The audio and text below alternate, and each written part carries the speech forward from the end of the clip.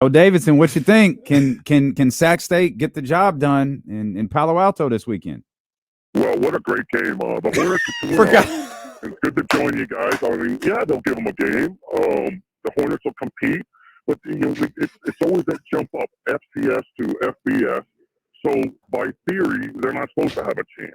UC Davis played up at Oregon State last week and didn't have a chance. So, I think they'll give them a game. I think you still have to favor Stanford because of just the difference in level, but it won't be a blowout. The real intrigue is you've got the Stanford coach, Troy Taylor, who's the one who got Sac State football out of the dungeon and made him a championship program, and now here he is, his first home game as a Stanford coach, and he's taking on his best friends in the world are the Sac State coaches. So that's kind of a cool little side element there. Oh, Joe, man. When this show is over, when we're done talking to you, I'm going to need you to go back and listen to the start of this phone call so you can hear what we just heard. That was crazy. What did you guys hear? It sounded like you were on witness protection. Demonic Joe Davidson. You've got to hear it, but you're all good clear now. You sound great. Well, you know what? Hey, who's to say I'm not in witness protection? Well, hey, very possible. Okay, the truth is I'm not at Jiffy Lube. I'm on the run. I'm wanted in 3 different counties, locally and out of state, but, I mean well. I mean well. Joe was writing bad about some of these high schools and got him on the run. This or that. No, you know, if you're in media, we're out the.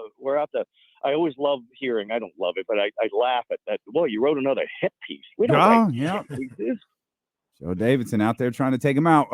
We talked to Coach Andy Thompson last week. We're super hyped for this game coming up here this weekend. I do want to get to high school football, but what do you think about Jordan Ford?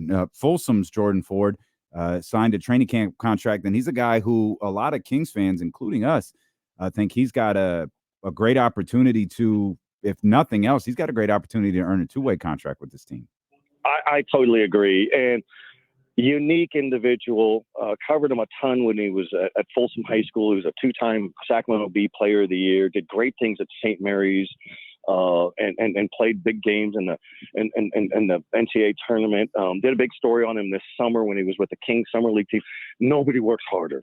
And I know that's an old cliche. He's a masterful ball handler. He sees the floor. He really feels the game, blends right in. There's always room for a good teammate. I think he's got an excellent shot. And not only that, for a 2-way, but this is kind of an audition for the whole league. These NBA positions are a cherished deal, and guys can make good money playing overseas, but he wants to do it here, and he's got a great attitude, and it makes sense. It's kind of like a quarterback in football. You need depth at that position, and as hard as De'Aaron Fox plays, injuries happen. Though that guy is inhuman because he never seems to get hurt or slow down, but I think he's got a shot to make the team. I think it's great, and if he's a 2-way guy, that's a bonus too. What a way to make a living playing ball! Yeah, right. Kudos to him. Best thing in the world, really. We talked before. I remember when Andrei Stojakovic was playing an All-American game. We talked about some of the All-Americans. I think he was the 3rd All-American in this region, in this city, to be a McDonald's All-American. How many Jordan Ford has the opportunity to be like? We've had a good amount of guys, but there still hasn't been a ton of guys playing in the NBA. And Jordan Ford has an opportunity to be one of those guys. I mean, off the top of your head, I'm not going to ask for a number, but who are some of the guys that stand out to you that played in the NBA that came from Sacramento?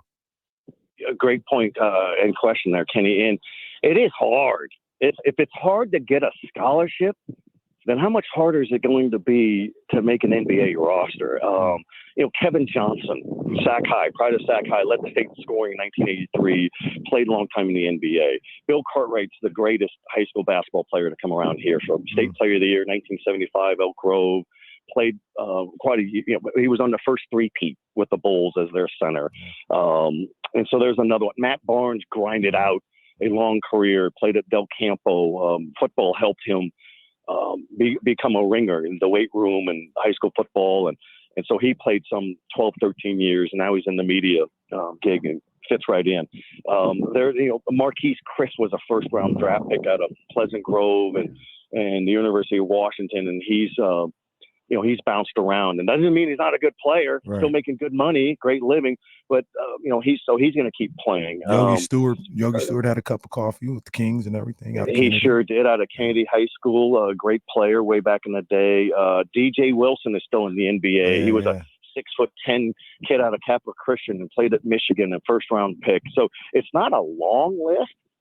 Doesn't mean, people say, well, it's because Sacramento doesn't have athletes. Well, it's just, that's how competitive it is, man. It's Aaron Gordon's from the Bay Area, and he's bounced around in the NBA and the Thunder dunker. And we probably have more guys who've made it to the NFL. Yeah. Eric Armstead, Shaq Thompson is an example, and a whole host of others, and a lot of first-round picks in Major League Baseball. Some of them become Major League guys, but I'm trying to think the last point guard of sorts besides a Jordan Brown. It's been a while, so kudos to him. I like his chances, and I know the coaches like him. We'll take credit for Gabe Vincent and Chuck Hayes. We'll take those. Well, that's the Christian and St. Mary's of Stockton. That's right. Look at and Chelsea Gray.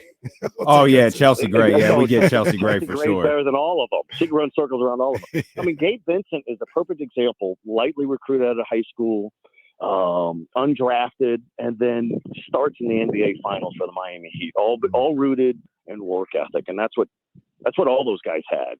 And Jordan Ford certainly has that. So, he's easy to root for.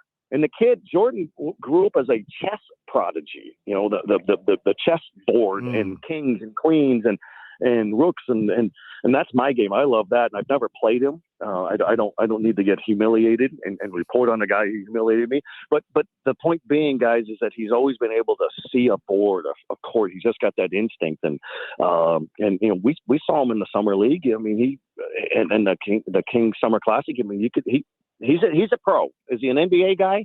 This is his opportunity. Let's talk a couple of high school football things here. Rio Americano 4-0 for the first time since I was in high school. I think it was a freshman the last time they were 4-0. Man. It is for real?